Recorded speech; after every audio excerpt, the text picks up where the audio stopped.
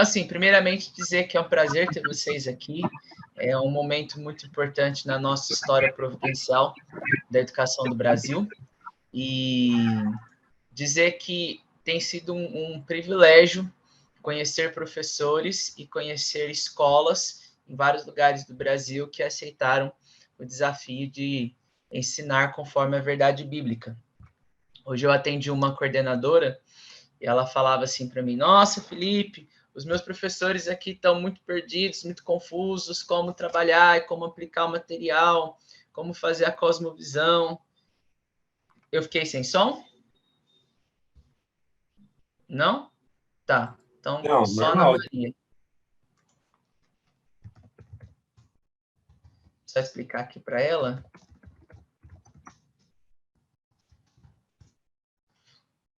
E aí eu expliquei para ela assim dessa questão da dicotomia, né?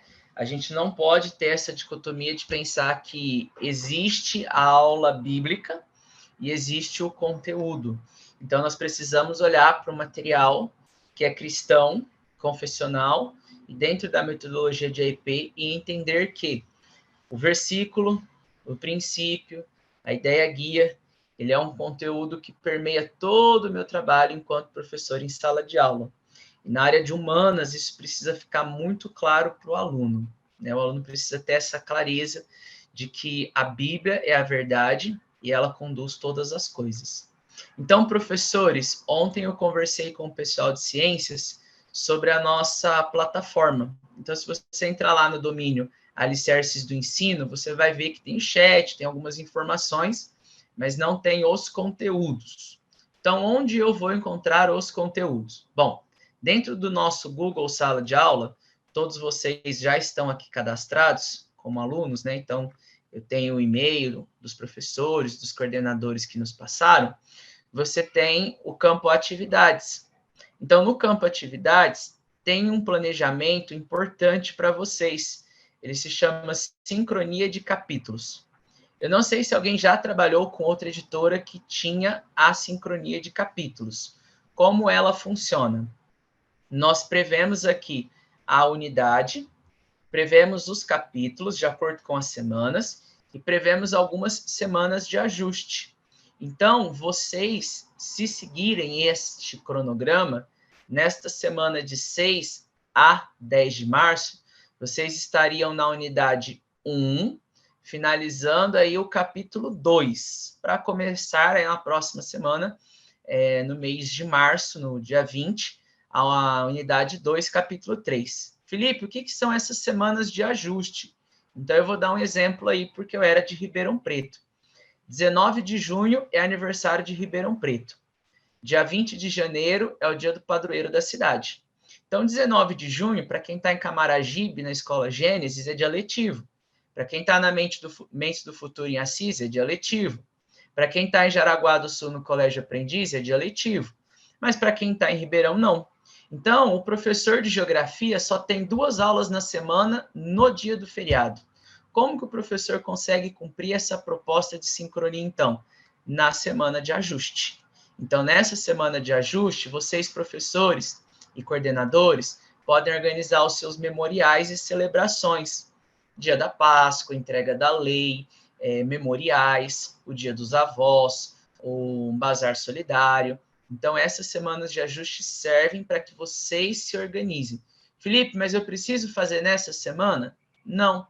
Então, se atrasou o teu cronograma, porque o calendário da escola já está homologado, e o teu professor ou você, professor, não chegou no capítulo da sincronia, calma, para todas as coisas há um tempo determinado. Olha lá na sincronia, vê quando vai começar a próxima unidade, vê até onde você precisa ir, se organiza, faz o teu plano, e o Senhor vai te dar a direção. Outro momento importante aqui da nossa plataforma são as trilhas e a visão cristã de cada disciplina. Então, eu conversei com o Michel, então vou usar o exemplo dele aqui. Michel começou a trabalhar em escola de educação cristã, está conhecendo a visão providencial de cada disciplina. Ele clica aqui no guia curricular e vai abrir para ele a plataforma com a proposta de fundamentação bíblica, né? Tá carregando aqui minha internet. Esse é o nosso ativo, né? O Calameu, onde dá para você utilizar, inclusive, esse material com os teus alunos. Clicando aqui, você coloca em tela cheia, você pode dar o zoom, você consegue aí, utilizando um quadro branco de projeção, marcar para o aluno frases, imagens, versículos que você quer. Ah, Felipe, a gente não conhecia esse material, não deu tempo de fazer isso. Não tem problema. Para um pouquinho, volta, faz a fundamentação, trabalha isso bem com os teus alunos. E depois vem, pelo sexto, sétimo, oitavo e nono ano, os conteúdos. Os conteúdos, vocês encontram o manual do professor aqui, onde vocês podem visualizar o arquivo em PDF.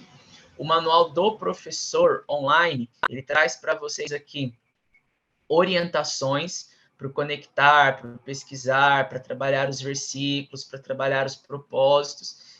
E ele traz também gabaritos e sugestões de respostas, né? Então, depois vocês deem uma olhada aí nas sugestões de resposta. E ele traz também aqui o material do aluno. Então, se você, professor, vai trabalhar lá com o aluno a introdução do capítulo, você pode projetar isso no quadro ou na televisão do seu colégio, não sei qual recurso que a tua escola tem, e aí você mostra para o aluno que figura é essa, porque este homem estaria usando um óculos de metaverso, o que isso tem a ver com a fundamentação bíblica, como a gente aplica isso, né? Que leis são essas, ou que tábuas, qual é a diferença, né? Mostra para os alunos os objetivos, né? Apresenta para os alunos as palavras-chave que serão construídas. Então, isso é muito bacana, né? Eu sei que é difícil, às vezes, a gente usar a tecnologia, mas a tecnologia ela é um grande aliado, né? A gente não pode ficar com medo dela. Então, você, professor, você, coordenador, se organize para usar as ferramentas que nós temos. Ali na plataforma também tem links de suporte. Então, às vezes, você quer trabalhar um material complementar. Você precisa levar o seu aluno para conhecer um museu, você quer mostrar para o teu aluno um vídeo, você quer gamificar uma proposta de abordagem, e você não sabe como, você vai ali e utiliza os links de apoio da plataforma. Beleza? Então, essa é a primeira parte da plataforma, dos recursos. Vocês têm alguma dúvida? Se tiver, coloca no chat, que aí eu vou retomando isso durante a minha fala. Beleza? Tem pessoal aí que são da coordenação, então Tatiana, Audrey já viram essa primeira parte ontem.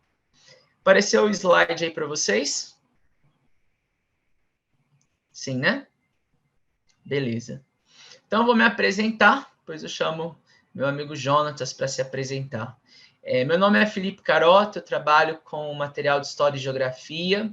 História eu faço do sexto ao nono, Geografia do sexto e sétimo, e no oitavo e nono eu tenho o privilégio de compartilhar a autoria com o Jonatas, né? Então, eu trabalho mais com o Jonatas ali na parte da fundamentação bíblica, e o Jonatas trabalha mais ali com a pesquisa acadêmica, os exercícios, as imagens e o desenvolvimento ali, escolar, né? Eu sou licenciado em bacharel em História, também tenho uma licenciatura em Geografia, tenho uma licenciatura em Pedagogia, sou pós-graduado na área de Educação Empreendedora pela Universidade Federal de São João del Rei, fiz um mestrado em Planejamento de Políticas Públicas e Gestão Escolar pela Unesp Campus de Franca, e tenho atuado aí na área de educação já agora há 11 anos. E conheço a EP a esse período, trabalhei com a Tati, trabalhei com a Priscila, professora de História e Geografia do IAVEC, com a Verônica, com a Vitória Marconi. Então, eu tenho esse privilégio de ter conhecido a educação por princípios no IAVEC. No início foi muito difícil, sabe, professores de história? A gente que é de humanas olha para o conteúdo e fala assim, mas eu preciso fazer isso, né? Eu preciso trabalhar aquela abordagem, eu preciso mostrar para o meu aluno aquela corrente. Mas o processo da educação cristã, ele promove uma transformação da nossa mente. Ele promove uma renovação da nossa mente. Eu contei na live de lançamento que eu venho de uma universidade onde nós tínhamos a LERC, Liga Estudantil Revolucionária Quarta Internacional. Então, eles acreditavam que, através da mobilização de estudantes universitários, nós faríamos uma grande formação de operariado, consciente da sua exploração de mais-valia, que iriam romper com a dominação das classes, convocando trabalhadores no mundo todo a se organizar para uma quarta internacional comunista, a fim de formar pessoas, políticos, partidos comunistas em todos os países e fazer uma grande revolução proletária. Essa era a minha realidade universitária, né? E eu passei por 3 licenciaturas, eu passei por 2 cursos de pós-graduação, e o discurso é o mesmo, né? A gente percebe que pode ser uma universidade privada, pode ser uma universidade pública, pode ser uma universidade estadual, pode ser uma universidade federal. Se nós não renovarmos a nossa mente pela Bíblia, pela palavra de Deus, a gente vai acabar caminhando em direção ao engano. Então, eu louvo a Deus porque no meio de toda essa minha formação, mais importante que isso, eu conheci a sua palavra, ele renovou a minha mente e ele tem me abençoado a estar neste lugar. Jonathan, se apresenta para o pessoal, por favor, fala da escola, a escola que você está, onde você mora, né, sua formação, sua experiência com a... Boa noite, pessoal. Uma alegria estar aqui com vocês também, neste momento, e momento rico, inclusive, em que a gente está aqui buscando se preparar, né, para verdadeiramente... O Felipe falou de uma busca de revolução. Nós também estamos em busca de revolução, né, no coração e nas mentes aí dessa geração, mas uma revolução pela palavra de Deus, né? E, bom, me chamo Jonatas, então, sou professor há quase 15 anos, sou do Rio de Janeiro, carioca, e formado ali em Geografia, né, licenciado em Geografia ali pela UFRJ, e eu me interesso, como sempre me interessei muito pela área de relações internacionais, fiz algumas preparações nessa área e busquei especialização em gestão pública, né? Também tenho uma grande experiência aí com o modelo IB, né, que é um modelo da ONU, para ser assim para ser mais claro, né, é uma forma de você estar sempre contextualizando e trabalhando em parceria com as outras disciplinas, né? Então, é um modelo que a ONU utiliza, trabalho desde 2017 com esse modelo também. Tive algumas experiências também de intercâmbio cultural em alguns países, e com a EP, né, eu estou trabalhando desde 2020. Como o Felipe ele bem colocou, realmente é um grande desafio, porque é muito diferente você ter as verdades no teu coração. Outra coisa é você trazer isso para o teu dia a dia, né? Trazer ele para o teu plano de aula, trazer isso ali para a tua abordagem verdadeiramente, que já por anos, né, às vezes décadas, ela já está ali muito bem estruturada, né? Então é verdadeiramente um reaprendizado, né? Abordagem bíblica, abordagem por princípios, mas é algo que gera toda a diferença, né? Toda a diferença mesmo. A gente vê na prática, na vivência com esses alunos, como que isso vai alcançando, né, ali o coração deles, né? E no início desse ano recebi aí o nobre convite, né, do Felipe para engrossar aí as fileiras, né, desse exército aí que está se formando para essa grande luta que é a educação. Eu diria que, pelo que o Felipe já falou, ele já, né, já esboçou bastante isso, mas a educação hoje, eu diria que é a maior luta hoje no nosso campo, no nosso momento da atualidade, né, a maior luta que a gente enfrenta, porque ela, querendo ou não, é quem vai influenciar depois a crença, né, dessas pessoas que se tornarão adultas e vão desenvolver ali, né, suas habilidades, suas profissões. Isso vai permear toda a vida delas. Então, é agora, é nesse momento, né, naqueles 40, 45, 50 minutos de sala de aula, que a gente está verdadeiramente travando essa batalha. É isso. Isso aí.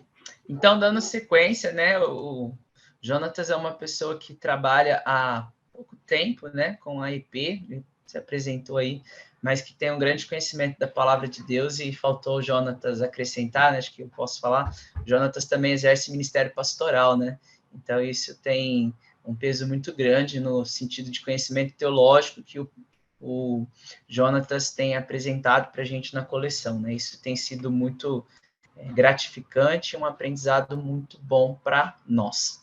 Então, quais são os fundamentos, né? Vou começar primeiro com história, depois eu vou passar para o Jonatas apresentar um pouco da geografia, e a gente conclui um pouco de como a sequência didática dessas duas disciplinas se apresentam.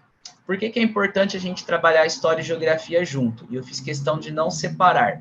Nós poderíamos fazer uma matéria cada dia. É porque na visão providencial, se você, professor, não tem esse conhecimento ainda, a visão providencial é enxergar a mão de Deus no agir de todas as coisas. A história é a sua história. Em inglês a gente usa, né? His story, ou seja, a história dele. Dele quem? A história de Deus.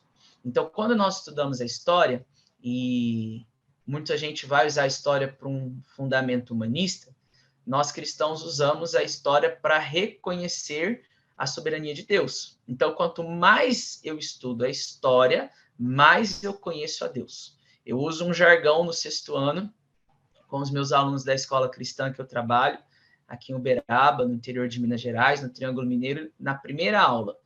Eu escrevo assim na lousa: nós estudamos a história porque Deus é a história. E a história fala sobre Deus. Então, essa é a frase que eu quero que o meu aluno, que fica comigo no 6º, no 7º, no 8º, no 9º ano, carregue para a vida dele. Se ele entender que ele estuda a história, porque essa é a história de Deus contada aos homens, se ele entender que essa é a história no qual Deus utiliza de pessoas, e Deus utiliza de pessoas num modelo muito simples. Indivíduos formam famílias e criam nações. Deus escolheu Abraão para que ele formasse uma família e por meio da sua família fosse abençoada todas as nações da terra. Deus escolhe um homem chamado Colombo, chamado Cabral, para chegar à América, para chegar ao Brasil. Esses homens trazem com eles outras pessoas. Então, depois deles, vem então ali famílias, são estabelecidas as vilas, as cidades, e isso forma uma nova nação. A nação brasileira, a nação argentina, a nação espanhola, a nação mexicana, né? Na questão dos Estados Unidos, a nação norte-americana. Então, tudo começa quando Deus age através de um indivíduo. Então, isso é muito importante. Mas porque a geografia, né? Depois o Jonatas vai falar especificamente. Mas toda a história de Deus acontece em um determinado lugar. A geografia é o palco dessa ação de Deus. A gente reconhece isso em diferentes formas, mas eu deixo a geografia para o Jonatas. Então, é só para a gente entender isso. Se a história é a ação de Deus em nosso meio, a geografia é o palco de onde Deus age. Deus é o artista, Deus é o autor, Deus é como chama? O diretor-geral desse espetáculo, né? É Deus que determina quando a luz acende ou apaga, quando o indivíduo entra ou sai do palco. É Deus que determina o cenário de fundo no qual a história acontece. Então, quando eu entendi essa perspectiva de um Deus que conta a sua história por meio de pessoas, eu aprendi que há, em uma perspectiva cristã, né? Deixa eu ver, acho que a frase está aqui. Essa última frase. A crença na divina providência é uma fonte de grande consolo para o homem. E eu tinha muitas inquietações, professores. Eu tinha muitas inquietações como professor de humanas. Eu me fazia várias perguntas. Tati Almeida, que trabalhou comigo, Vitória Marconi não está aqui hoje, mas trabalhou comigo também, sabem que eu não fui um professor fácil. Jonatas também? Somos dois? Não, inclusive, Felipe, é muito bom isso que você acabou de falar, porque foi na segunda-feira, eu estava fazendo ali um devocional ali com os alunos do 6º ano, né? Inclusive, eu até esqueci de comentar, hoje eu estou em Blumenau, sou carioca, mas estou em Blumenau há quase 8 anos, né? No Colégio Shalom e outras instituições. E aí, no final do devocional, o aluno perguntou, mas, professor, Deus, ele permite tudo, né? Ele aprova tudo, né? E aí eu já entendi o que ele queria dizer, né? E já peguei ali o lance e falei, olha, na verdade, não é essa a palavra. Deus, ele permite tudo, né? Tudo que acontece, ele permite, mas não significa que ele aprova, né? Que eu falei com eles aquele texto de tudo me é lícito, mas nem tudo me convém, né? Então, Deus permite tudo, mas não significa que ele aprova tudo. Eu destrinchei muito bom, exatamente o que você falou agora, Felipe. Exato. E aí, assim, eu não fui esse professor fácil. Eu era o professor que questionava, mas o Senhor me transformou. E por que que eu me questionava muito? Porque eu queria ver mudanças rápidas, né? Eu queria ver justamente essas transformações, transformações de governo, né? Eu me perguntava, como o Jonatas falou aí, né? Onde o Senhor está? Se Deus permite todas as coisas, né? Se Deus está no controle de todas as coisas, porque o pobre perece, porque os governos são corruptos, porque os homens são maus, né? E aí, quando eu entendi a divina providência, ela é uma fonte de grande consolo para os homens, né? Então, quando a gente entende essa providência, eu vou entender que no propósito, né? Imagina uma cruz, né? Então, propósito vertical. Deus, o autor da história, ele quer que o seu povo conheça e aprenda através da história dele. Horizontalmente, o propósito da história é servir como memorial e ensino para as outras gerações, né? Nós contamos para as próximas gerações aquilo que Deus fez. Então, se eu olho para o passado e vejo a ação de Deus na vida de homens como Abraão, na vida de homens como Noé, na vida de homens como José, na vida de homens como Davi, na vida de homens como Salomão, na vida de mulheres como Esther, como Sara, como Débora, como Rebeca, como Miriam, como a própria mãe de Jesus, né? A história de Maria, né? Senhor, sou tua serva, faz em mim tua vontade. Eu entendo que o Deus da história, ele sabe o capítulo final. Então, eu fico ansioso, ou eu quero mudar a situação agora, a forma de governo, acabar com a corrupção, com a pobreza, com a miséria, pela minha força. Mas o Deus da providência, ele sabe o capítulo final da história. Ele sabe que todos nós estaremos sentados com o Cordeiro na consumação dos séculos. E lá não haverá mais choro, nem dor, nem ranger de dente, porque as primeiras coisas se passaram. Então, entender essa perspectiva traz para nós um grande consolo. Felipe, mas é muito complicado a gente tentar entender nessa perspectiva providencial que Deus permite todas as coisas. Sim. Por quê? A história central é a história do povo de Israel. Quando nós olhamos para Israel e como Deus se relaciona com esse povo, nós vamos perceber que Deus queria que eles reconhecessem a ação do Senhor no passado, e por várias vezes nós vemos isso, né? Israel se esqueceu que Deus libertou eles do Egito, Israel esqueceu que Deus havia prometido para eles terra que mana leite e mel, Israel esqueceu a palavra do Senhor. Tem um texto em Reis que me marcou muito quando eu participava de um movimento acadêmico universitário, que é a ABU, Aliança Bíblica Universitária, que é quando o rei Josias entra no templo e ele encontra a lei, e ele lê a lei do Senhor. E quando ele lê a lei do Senhor, ele rasga suas vestes e se cobre de cinza.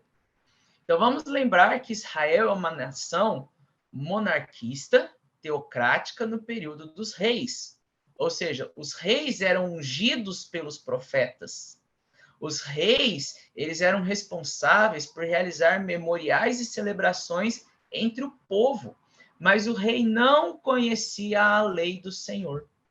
E quando ele lê e é confrontado com seu pecado pela lei, né, ele não tem outra ação senão se quebrantar e senão louvar esse Deus que no passado conduziu a história de Israel e que naquele momento presente estava quebrantando o teu coração para fazer a palavra de Deus se cumprir no futuro daquela nação.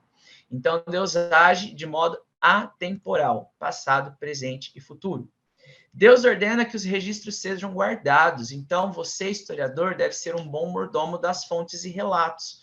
você deve saber organizar aí os teus arquivos, os museus, a catalogação. Afinal, nós, professores de história, nós construímos com o aluno a narrativa. E o que acontece na história hoje? Você é professor de história, é uma construção de narrativas.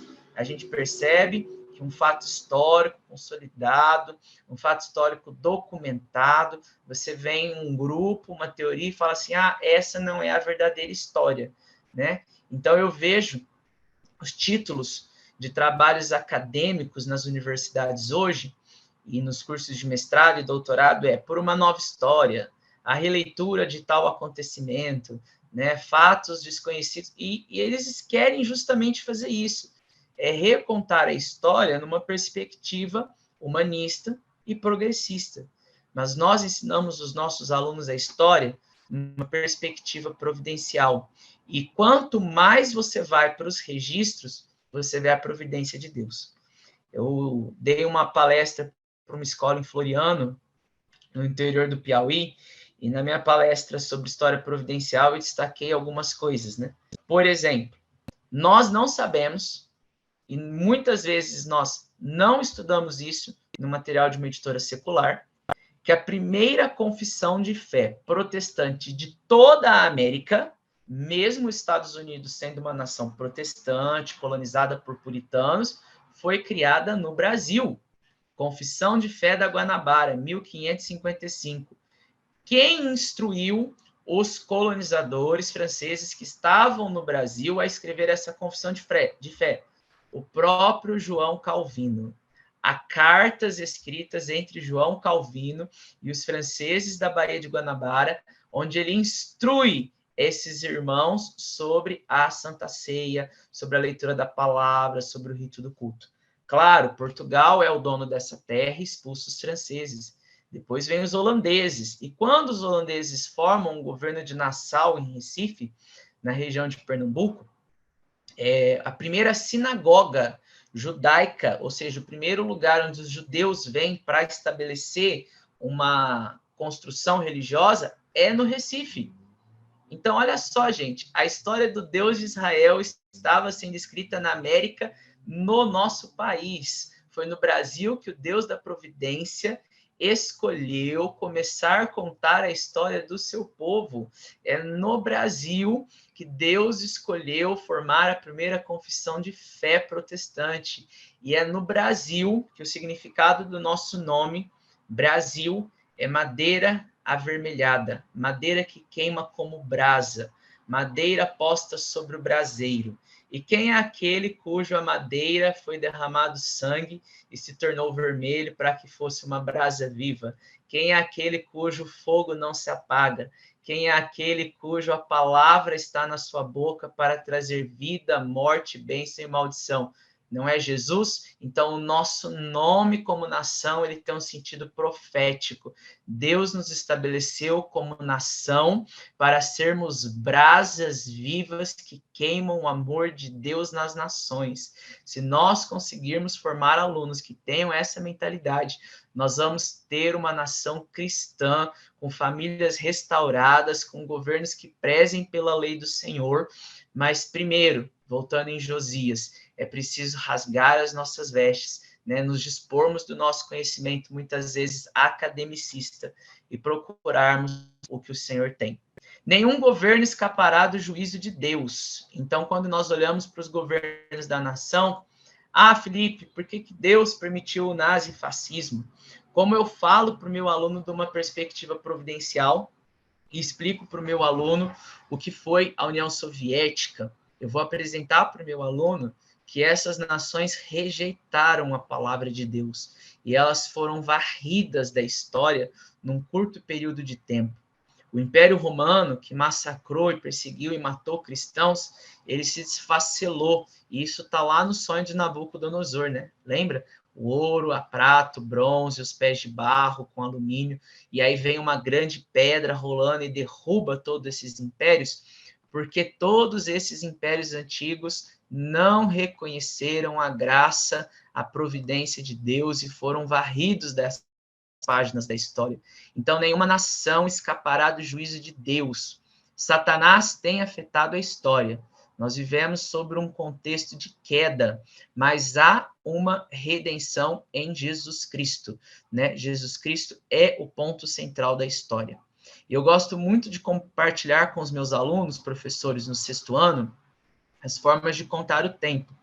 Então, os hebreus contam a partir de Abraão, os árabes contam a partir de Maomé, os chineses contam a partir do zodíaco. Mas quem foi à Copa do Mundo do Catar desceu do aeroporto no ano de 2022 e embarcou no ano de 2022, ainda que lá o calendário árabe fosse diferente. Por quê? Porque o calendário universal do mundo é o calendário cristão. Então, mesmo uma nação que não conhece, não professa e não segue os princípios do cristianismo e não conhece a palavra de Deus, ela olhar para o calendário das nações, o calendário universal, ela vai reconhecer que há um ano zero, há um ano zero e um ano 1, né? Então, esse ano 1 é o nascimento ali de Jesus Cristo. E se ele estudar a razão disso, ele vai conhecer o propósito de Jesus Cristo ter nascido para salvar a humanidade. Então, quais são os princípios que a gente pode aplicar na área da história? Primeiro princípio, caráter. O que isso tem a ver? Deus, ele prepara qualidades específicas dos indivíduos e dos fatos. O caráter da Revolução Francesa é um caráter humanista. E aí eu gostaria de perguntar para vocês, professores de história, qual era o objetivo das expansões marítimas? Quem souber aí, coloca para mim no chat. Qual era? Vamos ver se o pessoal agora, Jonathan, está alinhado aí com uma cosmovisão cristã. Professores de História e Geografia, Mercantilismo, século XV e XVI. Professores de História, Grandes Navegações. Qual era o objetivo dessas navegações? Comenta no chat aí para mim, sem medo. Aí, Jonatas, os professores falam assim para a gente. Ah, nenhum aluno participa da minha aula. Os Tá alunos não vendo só? comentam nada. Pois é, olha aí, ó. Tá vendo? Tá Nenhuma vendo? interação, pessoal. Vamos lá. Coloca em uma palavra. Qual era o objetivo das grandes navegações e da expansão marítima? Pode colocar no chat que a gente vai lendo e comentando aqui. Então, se a gente pegar lá, perspectiva providencial, expansão da fé. Bingo, Michel. Perfeito. Se a gente olhar numa perspectiva humanista, conquista de território, busca de metal, né, solução para as crises que viviam na Europa, descoberta de novas rotas para o Oriente, ampliação de mercados e especiarias. Mas Cristóvão Colombo, se eu tirar o vão e ficar com Cristo, Cristóvão Colombo tem no seu nome o portador de Cristo. Cristóvão Colombo vem para uma viagem em nome dos reis da Espanha para levar o evangelho aos pagãos. Pero Vaz de Caminha escreve na carta ao rei Dom Manuel de Portugal dizendo: a terra é muito frondosa, há aves que são diferentes, estavam os homens todos nus na praia, mas, ó rei, nada me parece melhor nessa terra senão evangelizar essa gente. E aí o Brasil vai construir uma cruz e vai celebrar em Santa Cruz da Cabralha, no litoral da Bahia, a primeira missa. E a primeira capital do nosso país foi Salvador. O Brasil começou a sua história debaixo da soberania do Salvador Jesus Cristo. E a expansão marítima portuguesa trouxe o evangelho da graça e da redenção para o nosso país. Isso não é bonito? Então, quando eu olho para os fatos históricos, para os personagens, eu vou identificar isso. Mas eu vou identificar um coração ganancioso, corrupto, ambicioso, em homens como Hitler, Stalin, Lenin, Trotsky, né? Fugiu o nome agora daquela mulher que trabalha na União Soviética, que também era comunista. Eu lembro do rosto dela, agora fugiu o nome dela. É Rosa alguma coisa. Depois quem lembrar aí... Isso, obrigado, Rosa Luxemburgo. Então, mesmo entre homens e mulheres, aí nós vemos essa distorção de caráter, né? Então, qual é o lugar que a mulher foi valorizada primeiro? Na Bíblia. Qual é o lugar que Deus tem posição de igualdade entre o homem e a mulher? Fiz o homem e a mulher para que fossem lado a lado na criação. Então, antes de um discurso feminista, dos extremismos, é na Bíblia que homem e mulher são colocados como criaturas iguais diante de um Deus que é soberano. É na Bíblia que a descrição de Provérbios fala: a mulher, ela é empreendedora, ela é uma mulher de negócios, ela é uma mulher que cuida da casa e ela é uma mulher louvada. Então, a mulher cristã, ela é louvada. Então, eu vou dar uma aula sobre os sufragistas, sobre as sufragistas, o direito da mulher. Eu vou mostrar como a mulher foi louvada na Bíblia. Mordomia é a nossa responsabilidade preservar pela liberdade. Autogoverno, o nosso coração controla as nossas ações. Semeadura e colheita, as ideias são poderosas em seus efeitos. A individualidade, cada evento ou sujeito histórico é único. A aliança, a unidade de uma nação a torna forte e indivisível. E a soberania é reconhecer a ação de Deus de forma ilimitada como fonte de grande esperança. Então, o comunismo, lançado lá no século XVIII, é uma ideia que existe até hoje. O cristianismo também é uma ideia lançada na antiguidade que mantém-se viva até hoje em nossos corações, porque o cristianismo vem da parte do próprio Deus enviar Jesus Cristo como nosso Redentor. Como que eu aplico, então, agora, antes do Jonatas entrar, algumas dicas específicas? Professor coordenador, coloque na sua sala de aula, em cima da lousa, uma linha do tempo a partir da criação e dos fatos que vão sendo estudados. Então, criação, a lei, o dilúvio, a descoberta da América, a tradução da Bíblia, depois a descoberta do Brasil, a chegada dos primeiros colonizadores, a fundação da primeira cidade. E aí, conforme os alunos vão estudando, você chega lá no 8º, 9º ano, a criação da sua escola, né, o nascimento do teu diretor, do teu mantenedor, né, quantos anos a sua escola tem. Para quê? Para a gente cumprir esse último propósito, mostrar para o aluno o lugar dele na história providencial.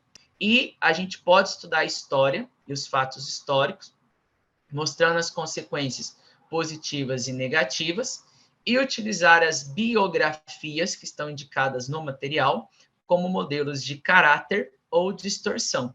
Então, nós temos uma geração de crianças e alunos que precisam de referências, e essas referências virão das biografias. Pessoal, agora o Jonatas vai explicar um pouquinho para vocês aí da geografia. Perfeito. Vamos lá então, pessoal. Nós separamos aqui 3 definições aqui da disciplina geográfica, né? Uma mais bem conceitual, bem, na verdade, destrinchada, específica, outra mais global e outra que mostra ela inserida dentro da cosmovisão bíblica, né? Então, ciência que busca ali, tem como objeto, né, objetivo, a descrição da Terra, sua forma, acidentes físicos, clima, produção, bem especificadinho, né, o que a geografia vai abordar, os pontos de maneira geral, o dia a dia, a sociedade, né, o meio ambiente, aquela coisa toda. Coloquei ali uma segunda descrição, é a ciência que estuda as atividades humanas em sua relação com a Terra e todos os fenômenos envolvidos, né? Então, a geografia, embora seja geoterra, a gente vai falar também da Lua, porque a Lua influencia as marés, né? E daí por diante. E na cosmovisão bíblica, como que a geografia ela é entendida, ela aparece? Então, é o estudo do espaço preparado por Deus para habitação e desenvolvimento da humanidade, né? Então, eu quero entender, na verdade, como que é isso, como é que funciona isso, né? Deus preparou para mim um lugar, Deus preparou para os seres humanos um ambiente, né, totalmente pensado, as dinâmicas pensadas, né, no ser humano, onde nós temos, inclusive, ali estações diferenciadas, nós temos períodos de plantar, períodos para colher, né? Como é que funciona todas essas dinâmicas? Então, é isso que eu estou buscando entender, né? O geografia é uma junção de terra, né, com grafia, né, registro. Então, eu estou fazendo um registro das atividades, dos eventos que estão ocorrendo na Terra e aquilo que envolve a Terra, né, em consonância com a humanidade, né? Então, aí até uma conexão com a história, né, muito bacana, apesar da estreita relação entre história e geografia, disciplinas divergentes, enquanto a geografia se debruça sobre os mecanismos do desenvolvimento das sociedades humanas. Então eu quero entender, né? Eu estou ali andando de bike, de bicicleta, mas como é que eu vou? Por que essa bicicleta está indo para frente? Olha, eu estou impulsionando, realizando uma força. Então tem que entender toda essa engrenagem do processo e a história literalmente contando esse processo, como ele aconteceu, como ele foi fundamentado, né, com o passar do tempo. E aí, dentre os propósitos, né, vertical e horizontal, o homem deve reconhecer que Deus é o dono da terra, ele confiou a responsabilidade de governar sobre ela. Gente, tem uma noção mais forte do que sustentabilidade, né? Existe uma noção mais profunda de desenvolvimento sustentável. Eu sou responsável, né, por esse planeta, eu não sou responsável só pela minha casa, né? E olhe lá, eu vai muito além disso, né? Deus colocou na minha mão, né, uma riqueza muito grande que eu preciso cuidar, que eu preciso administrar, que eu preciso promover, desenvolver, e isso é uma responsabilidade bem grande. Então, exercer a mordomia com fidelidade. A Bíblia diz lá em Apocalipse que Deus destruirá aqueles que destroem a terra. Está escrito isso lá em Apocalipse, né? Reconhecer a soberania e magnificência de Deus através das suas obras. Então, né, toda a dinâmica terrestre ela funciona dentro de uma sabedoria, de uma ciência divina, de um entendimento, né, divino. E no propósito horizontal, como eu relaciono a geografia, né, pensando na sociedade, então conhecer a Terra para exercer domínio criativo e responsável. Então eu vou abordar sobre tecnologia, vou falar sobre globalização, vou falar sobre meios de comunicação, né, através de um desenvolvimento sustentável, utilização racional dos recursos naturais e sociais de cada lugar. Então não adianta, Deus não me ofereceu recursos. Eu vou aqui até usar, foi inclusive um momento que eu tive essa semana, né, de devocional, onde eu estava falando sobre a parábola ali dos talentos, onde, se a gente parar e prestar bem atenção, Jesus está falando ali sobre empreendedorismo. Olha, foi dado 5 talentos para uma pessoa, 3 para uma e 1 talento para uma outra. O que tinha 5 multiplicou, tinha 3 multiplicou, o que tinha 1 enterrou, ou seja, ele literalmente perdeu o recurso que ele tinha recebido. Então, olha a noção de responsabilidade, né? Deus nos deu também talentos. A terra é uma junção de talentos, né? Que está nas nossas mãos. O que nós estamos fazendo com isso? Aluno, o que nós estamos fazendo com aquilo que Deus nos deu? Colocou nas nossas mãos. Nos deu autoridade. Então, promover proteção e preservação dos recursos que nos foram confiados, bem como o bem comum de todas as pessoas. Então, bem claro aí, né, como a sociedade se relaciona com o meio, né? E algumas referências bíblicas, né? Deus criou a terra e tudo que nela há. Então, tudo tem um propósito, né? Nada foi feito por acaso, nada foi feito assim sem querer. Tudo tem uma explicação, está conectado e conectado, inclusive, com o ser humano.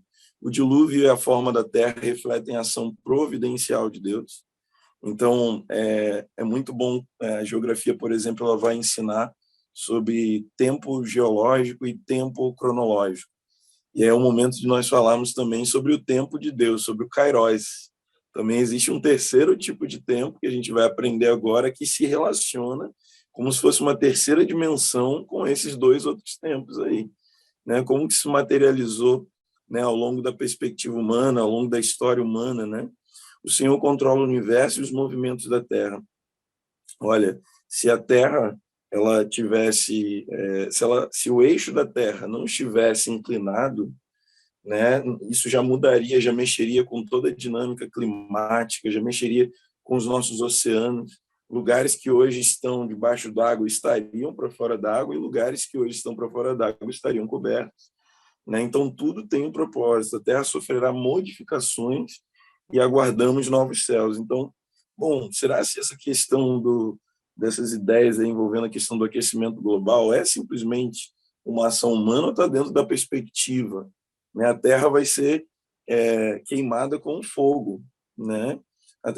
De que maneira isso se relaciona, inclusive, com a ação providencial de Deus, né? Fazendo uso ali da história, né? Quando Deus ele fala ali, ele mostra para Daniel, né? Aquela grande estátua, né? Onde mostrava literalmente todos os reinos, né? Todos os impérios, grandes impérios da história, até os nossos dias, né?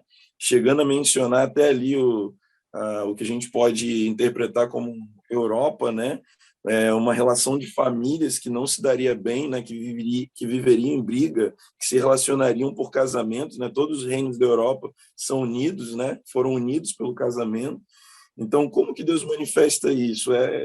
O propósito realmente é da salvação, né? Princípios, aí entrando na questão do caráter, né? Então, as peculiaridades do globo terrestre, o lugar em que vive cada povo e nação.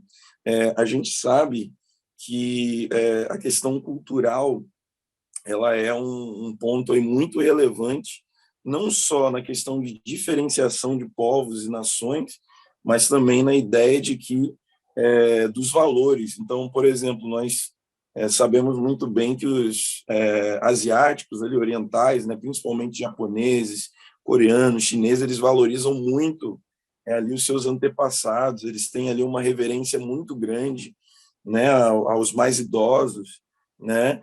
Porém, trazendo isso para a palavra de Deus, de que maneira isso se relaciona, né? Olha, tá aí um mandamento, honra teu pai e a tua mãe, né? Então a gente vai trazer a questão cultural e fazendo um paralelo também com as verdades de Deus, né? Aquilo que ele deixou para nós, né? O manual ali de instrução que é a palavra de Deus, né? Mordomia, o trabalho do homem sobre a terra e a manifestação da glória de Deus. Entender que o trabalho que o ser humano ele desenvolve é, na verdade, uma maneira, né, de cooperação com a obra de Deus, né? Então, dar continuidade, é apreciar a beleza da criação, né, daquilo que Deus nos deixou, mas, ao mesmo tempo, com poder criativo, com capacidade criativa, porque Deus é criativo, né? Então, se nós somos feitos à imagem e semelhança de Deus, nós também temos capacidade de criação, inteligência para isso. Autogoverno, nosso coração pode produzir efeitos da queda, como poluição ou desmatamento, se não controlarmos, né? Se não controlamos primeiro, né, a si mesmos. Então, a questão do autogoverno relacionado nessa dinâmica aí da degradação ambiental, a dinâmica da geopolítica, né? Um país se relaciona com o outro, né? Então, olha, o que nós estamos vendo agora na Rússia, na Ucrânia, né, demonstra claramente a sede de poder do ser humano, né, a vontade de domínio, mas um domínio que ele foi deturpado, né? Verdadeiramente o ser humano ele quer estar sobre os outros, né? Ao invés de viver em comunidade, ele quer, né, dominar e extrair as riquezas do outro e por aí a gente vai. Então, temos aí um campo muito vasto, né, para a gente trabalhar, semeadura e colheita, uma geração prepara o cenário para outra geração, de novo batendo na tecla do desenvolvimento sustentável, que é o quê? Você preservar, você vai desenvolver, você vai buscar explorar os recursos, mas de maneira a permitir que as próximas gerações também desfrutem daquilo que nós temos hoje, dessa árvore que está aqui, desse rio limpo que passa aqui na cidade, né? Então, trabalhar isso com eles. Olha, hoje, esse rio que aqui nós temos na cidade, que é extremamente poluído, ele cheira mal, né? O que aconteceu? As gerações passadas não pensaram na colheita que suas ações teriam para as futuras gerações. Então, semeadura e colheita. Né? Individualidade, cada continente, o elemento possui marcas próprias e distintas. Isso daqui, né, gente? Meu Deus do céu, o que dá para falar sobre isso, né? Algo incrível aqui, maravilhoso. Né? A aliança, todos os elementos se encontram unidos e atuam para um propósito. Então, nós podemos falar sobre blocos econômicos, né? Como isso é importante para a dinâmica de um país. Né? A gente pode falar sobre instituições internacionais, como que se desenvolve a ONU, né? O princípio, a gente sabe que, infelizmente, o ser humano ele deturpa, ele vai usar isso muitas vezes, né, para o mal, mas a intenção é boa, né? Por que a ONU, né? Poxa, eu quero integrar as nações, ser um campo de debate, um campo de diplomacia, de conversa, né? Então, as nações entrando em aliança por um bem comum, né? Esse seria o propósito, né? Esse seria o ideal. E a ideia de soberania, reconhecer o controle de Deus sobre todos os elementos e como ele controla o universo, né? A minha palavra final para aquele aluno que perguntou, né, falando que Deus, né, aprova tudo, eu falei, não, Deus permite tudo, porque nós não somos robôs. E ele já mostrou para nós na palavra dele como que a história humana se desenvolveria até o final, e mostrando que ele preparou para nós a salvação, né, a libertação. Inclusive, numa outra aula, né, eu estava falando para ele sobre como que alguns discípulos, algumas pessoas na época de Jesus, eles se decepcionaram com o fato de que Jesus não os libertaria do Império Romano, né? E, na verdade, a grande questão é, Jesus ele quis mostrar para aquele povo que, olha, o problema não está no Império Romano. Beleza, vamos aqui fazer agora uma revolução, vamos derrubar o Império Romano, mas vai se levantar outro império com as mesmas características, com os mesmos problemas, causando também destruição, causando opressão, escravidão, porque, na verdade, o ponto central é o pecado. O ponto central é a queda do homem, né? Não tem a ver com A ou com B. Né? Não é o Império Grego, não é o Império Romano, é o ser humano que caiu. Né? Então, trazer essa consciência para esses alunos. Vamos dar uma olhada também em algumas dicas. Estudar indo do todo as partes do global para o meu lugar. A geografia, ela sempre deve ser trabalhada, né, com esse viés. Né? Eu começo falando aqui de onde eu vivo, mas eu também trago uma perspectiva global, né? Como isso se materializa no planeta, no mundo, né? Em outros países, e o que está acontecendo lá fora me afeta aqui no meu local, onde eu estou inserido no meu dia a dia, né? Onde eu moro, onde eu vivo, onde eu habito. É muito importante aqui, né? Realmente a contextualização, né? Incentivar a observação natural, dia, noite, céu, sentir o vento. Então, a geografia é uma disciplina que permite isso, né? A gente fazer observação em loco, observação de constatação, né? Daquilo que temos de recursos disponíveis, muitas vezes aí na sua cidade, né? Tem um parque florestal, tem aí um lugar aí onde vocês podem fazer uma visitação. Então, é muito importante também fazer um programa, né, com a sua escola local, programar uma visitação, até mesmo na história também, né? Muitas vezes no museu. Eu tenho um professor amigo meu aqui na cidade que ele ama levar os alunos, ele todo ano ele leva os alunos. Claro que, né, chega ali no terceirão, ele deixa a galera chegar nesse período, ele leva os alunos para o cemitério. E aí você fala, poxa, Júnior, caramba, eu vou levar os alunos para o cemitério. Mas o que acontece? Ali ele conta a história da cidade, ele conta a história de pessoas importantes, né, que foram ali exponentes, né, naquela cidade, onde ele vai abordar, então, olha, aquela pessoa ali essa família teve um conflito com aquela, ele mostra, né, dentro de uma visão global ali o que está acontecendo. Então, na verdade, a contextualização a partir da observação ela é fundamental. Contextualizar o cenário geográfico dos outros conteúdos, né? Então, basicamente, como a geografia está interligada às outras disciplinas, né? E aí a gente tem um prato cheio também, porque a gente o tempo todo está falando de física, o tempo todo a gente está falando de química, de história, eu nem preciso dizer, biologia, né? Quando a gente fala aí de clima, vegetação, e por aí vai, a gente tem aí todo um aparato muito grande para fazer esses conectivos. Então, na verdade, a EP ela vem também para mostrar uma visão mais global para esse aluno, entendendo que, olha, não é a disciplina geografia, a geografia é apenas um componente, dentre outros, né? É um quebra-cabeça que a gente vai juntando.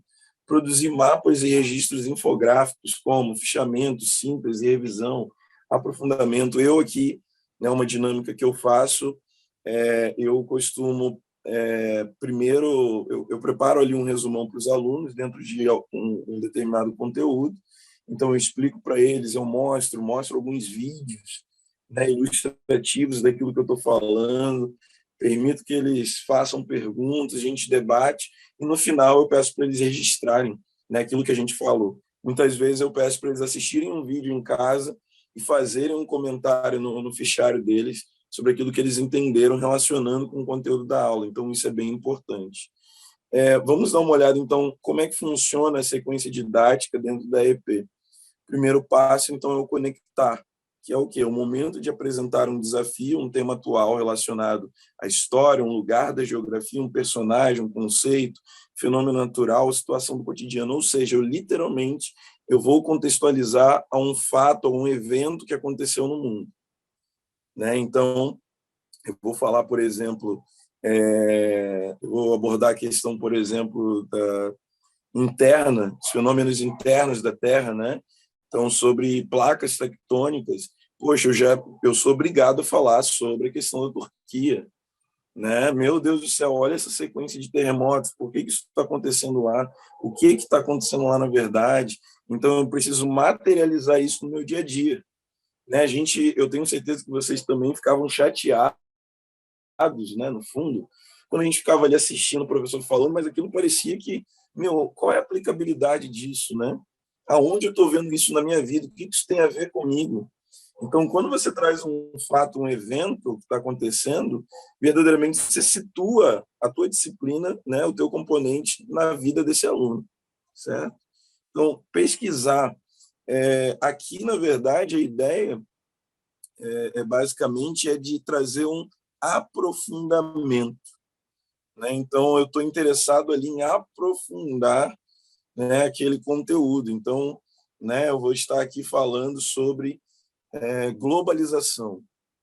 Pô, eu vou propor para eles estudarem sobre o 11 de setembro. O que aconteceu no 11 de setembro? Olha, minha experiência, né? No 11 de setembro eu estava em casa, me preparando para ir à tarde, eu ia sair à tarde, mas estava com a TV ligada, né? E de repente, se não me engano, era 9 e pouca da manhã, se não me falha a memória, né? Começa a tocar aquela musiquinha que todo mundo conhece, né? E de repente abre-se aquela janela, aquela conexão com o repórter lá nos Estados Unidos, Nova York, ao vivo, mostrando a fumaça saindo do prédio. O que aquilo tem a ver com a globalização? Aliás, o que aquilo tem a ver comigo, que moro no Brasil, na época eu morava no Rio de Janeiro? Por que aquilo chamou atenção? Né? Então, eu sempre, quando falo de globalização, inclusive, eu uso o exemplo ali a promessa, né, que Jesus fala ali em Mateus 24, se eu não me engano, né, que, olha, quando eu voltar, o mundo inteiro vai ver. Não sejam enganados, dizendo, o Cristo está ali, o Cristo está ali acolá. Quando eu voltar, quando eu retornar, vai ser como um relâmpago, né, que vê do Ocidente ao Oriente. Eu falo, gente, Jesus falando isso 2000 anos atrás, era um absurdo. Como assim? O mundo inteiro, uma coisa esférica, né? Vai ver todo mundo ao mesmo tempo, o cara voltando, não é possível. E, gente, hoje é a coisa mais básica possível, né? E aí eu faço conexão lá com o Daniel, né? Que a ciência se multiplicaria. Gente, globalização. E aí você dá, então, vamos pesquisar sobre o que aconteceu no 11 de setembro, né? Olha, foi um momento que vai mudar o panorama global, a guerra ao terror. Os Estados Unidos começa a mudar a geopolítica, né? Eles vão intervir muito no Oriente Médio. Mas por que o Oriente Médio? Tá, eu estou interessado lá no recurso natural, no petróleo. Legal, né? Então, fazer essa profundidade, gerar uma profundidade nesse tema. O terceiro ponto, então, pode passar aí, Felipe, por gentileza, é o raciocinar. Pessoal, antes de você entrar no raciocinar, Beleza. é só importante ressaltar que na área de humanas, às vezes o aluno chega na sala de aula e ele copia a palavra do dicionário ou versículo. Verdade. E não é esse o objetivo. O objetivo é igual o Jonatas falou. Você vai trabalhar a globalização, você pegou o versículo que fala que o Senhor vai de Oriente ao Ocidente e tal. Aí o aluno vai escrever lá. Ao ler o texto de Lucas, compreendo que Jesus estava dizendo que ele se manifestaria de um ponto a outro do globo terrestre, revelando a glória de Deus sobre todas as nações. Então, você tem que incentivar o aluno a raciocinar biblicamente todo o tempo. Professor, eu cheguei lá no item da sequência didática da pesquisa acadêmica. Estou trabalhando com os alunos agora a globalização. Então, globalização o conceito porque lembra que nós vimos lá o que a Bíblia dizia? E aí eu retomo o versículo. Olha, tem outro versículo que fala, ide por todo mundo. Como que a gente vai por todo mundo se não tiver avião, se não tiver internet, se não tiver meio de comunicação? Então, para cumprir o ide do Senhor, o Deus da providência, criou um cenário geográfico de integração de aeroportos, de estradas, de meios de transporte, para que a gente pudesse ir pregar a palavra de Deus. Então, é aquilo que eu falei lá no começo. A gente não pode ter a pesquisa bíblica e depois a pesquisa acadêmica. É preciso que essas duas coisas caminhem juntos e que os alunos, em todo tempo, raciocinem. Não sejam copistas, mas eles raciocinem. Mesma coisa do dicionário. Leu lá o que é o globo terrestre? Tem 8 definições no dicionário do que é globo terrestre. Então, eu li lá, globo terrestre. Então, o aluno vai escrever, globo terrestre e ele escreve ali o entendimento dele. Beleza? Só para a gente não perder assim esse fio da meada aí. A dar sequência, por favor. Perfeito, é isso aí. É isso aí. E já, até fazendo uso da palavra do Felipe, a ideia é criar mesmo um conceito autoral, né, gente? Mostrar para esse aluno que é muito feio ele ir lá no Brainly, né? Se eu não me engano, o site, né? Eles são viciados nisso hoje, né? Eles jogam o que é isso, né? E aparece lá no Brainly, ele copia. Não, e pior, né? Agora tem como é que é? Chat GPT, é isso, né? Gente, Que cria assim, texto ó, virtual, né?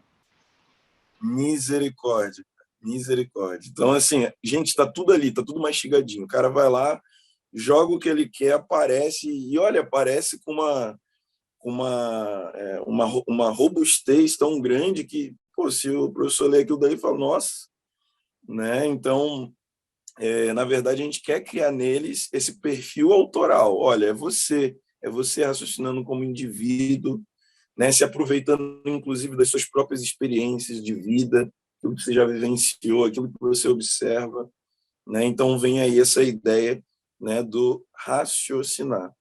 E depois a ideia de relacionar, que é o que? Aplicar a aplicabilidade desse conceito, né? Isso daí parece até que é igual a contextualizar, mas não é simplesmente isso. Também, de certa maneira, também é contextualizar, mas, cara, de que maneira eu posso usar isso para minha vida? De como eu uso isso daqui como uma ferramenta? Não, às vezes não para mim, mas para a minha sociedade, para quem está do meu lado, para mudar o mundo, para melhorar o mundo.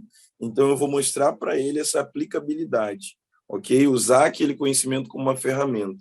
Registrar, né, o que a gente vem falando aqui também desde do começo. Então, na verdade, é literalmente uma coisa que eu trabalho muito com os meus alunos, né? Eu tenho uma sigla que eu uso com eles, né? Que é o IPC, importante pra caramba. Então, eu falo assim, gente, vou falar aqui alguma coisa sobre... Está chovendo muito no Brasil, né? Um índice enorme de chuvas, né? Eu acho que não tem ninguém aí de Joinville, né? Joinville é a terra, meu Deus do céu, nunca vi um lugar que chove tanto, né? Toda semana praticamente chove lá, né? E, gente, mas o porquê disso? Ah, porque tem ali a, ali eu preciso entender que tipo de chuva é esse. Ah, é uma chuva frontal, é uma chuva convectiva, é uma chuva orográfica. Ah, eu sei que lá no Joinville está na frente do mar, mas atrás tem uma serra, né? Então é muito quente também, então isso provoca a chuva, tá ok, mas dentro disso, o que a chuva pode provocar? A gente escreve aí, vamos fazer um registro disso, quais são as consequências?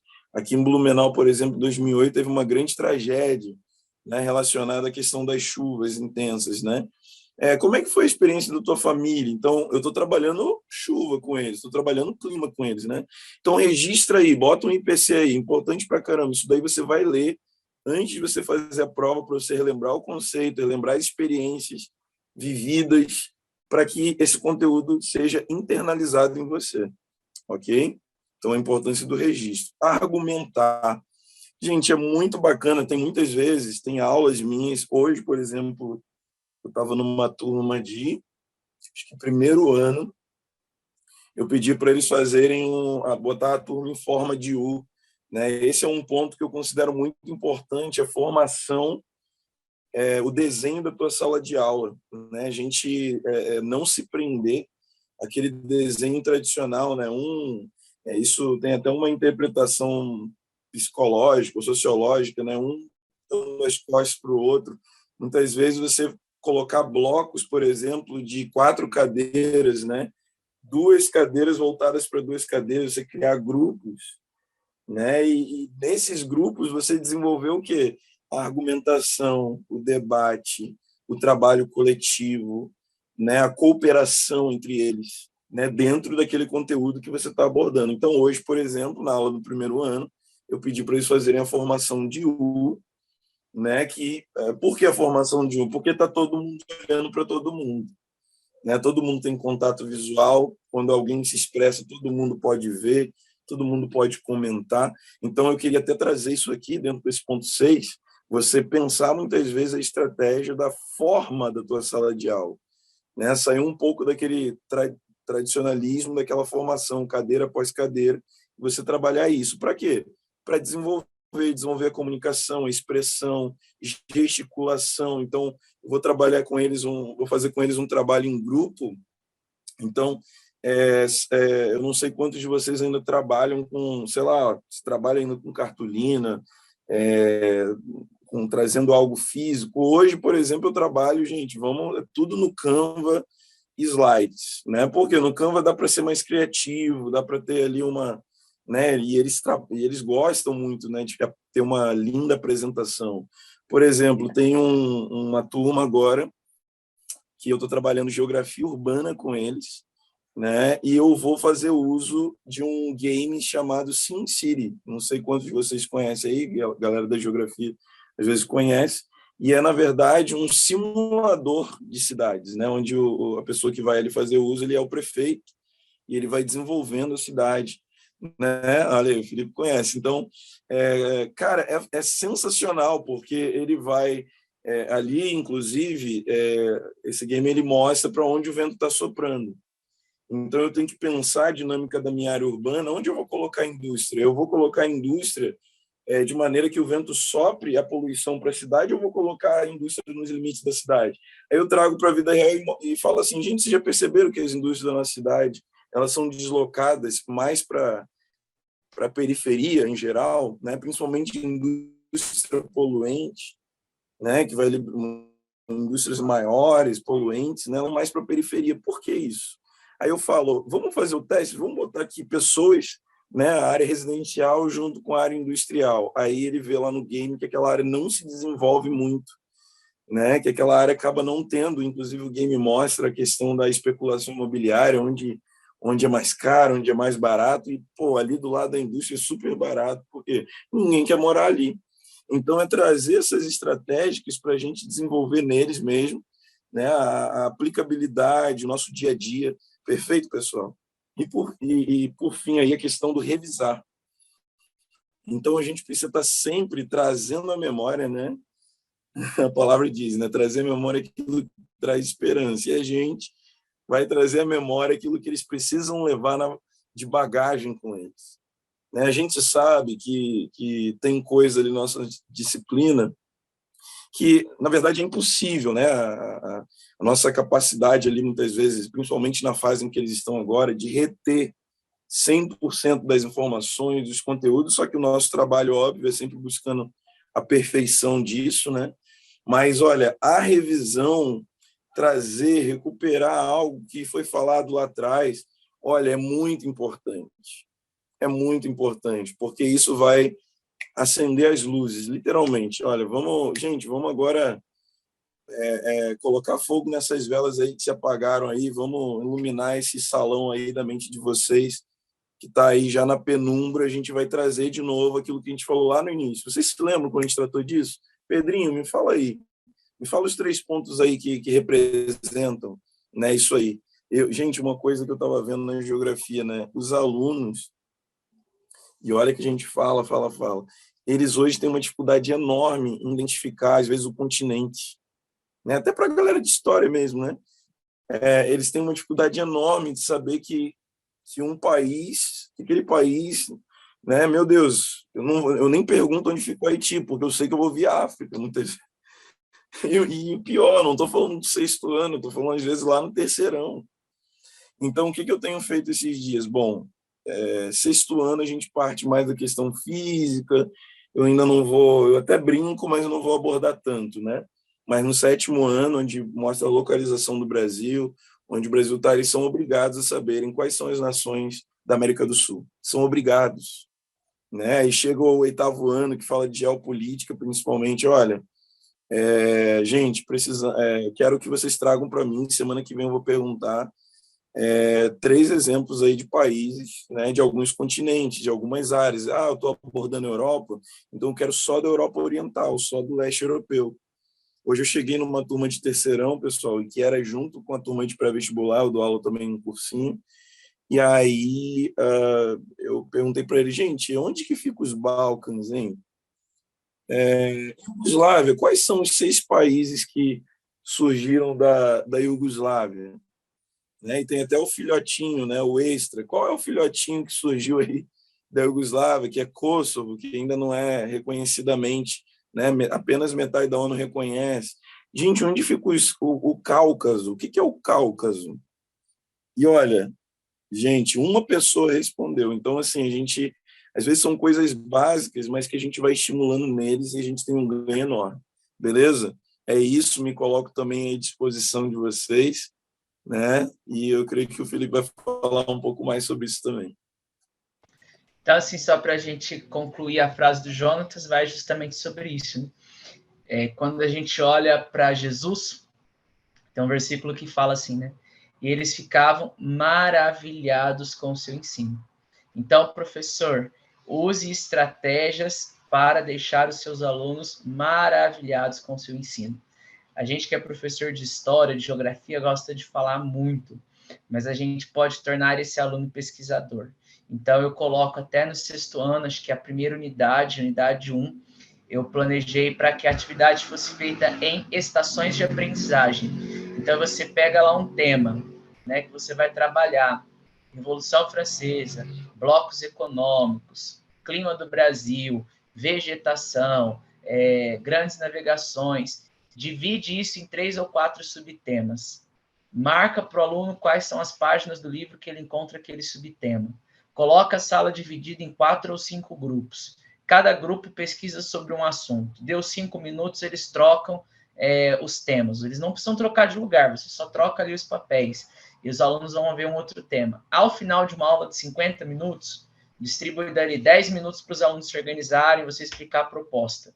10 minutos para cada tema. Então, 3 temas, 10 minutos. E os 10 minutos finais, para que eles conversem entre si o que eles viram em todos os temas, ou você escolher um líder de cada grupo, ou você pedir para que um aluno de um grupo se sente no outro, justamente para ter essa atividade do argumentar.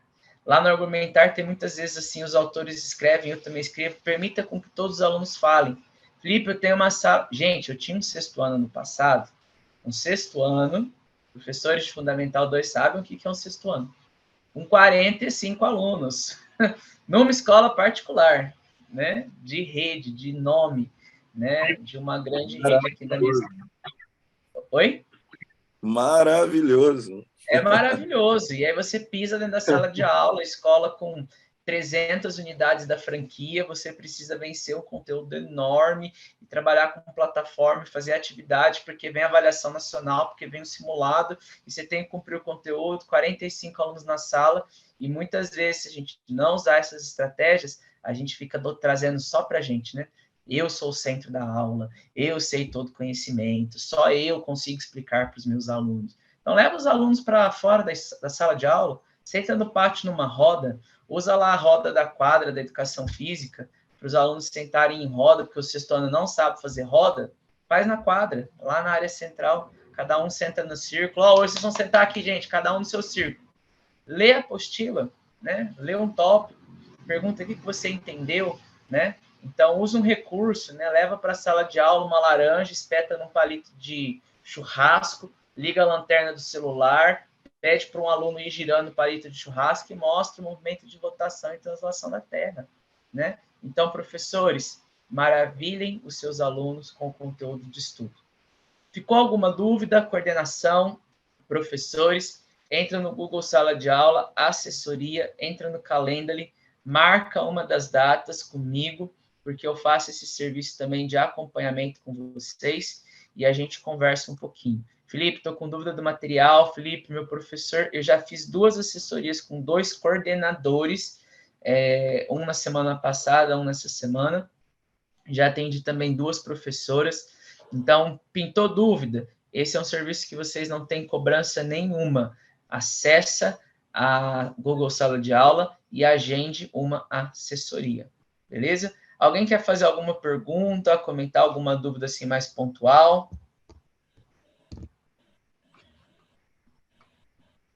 Muito bem, obrigado, Tati. Muito obrigado, Tati. Glória a Deus. Glória a Deus. Amém. Que Deus nos abençoe também. Tem alguma pergunta aqui? Não? Alguém com o microfone aberto? Então, gente, é isso. Boa noite para vocês. Que Deus abençoe.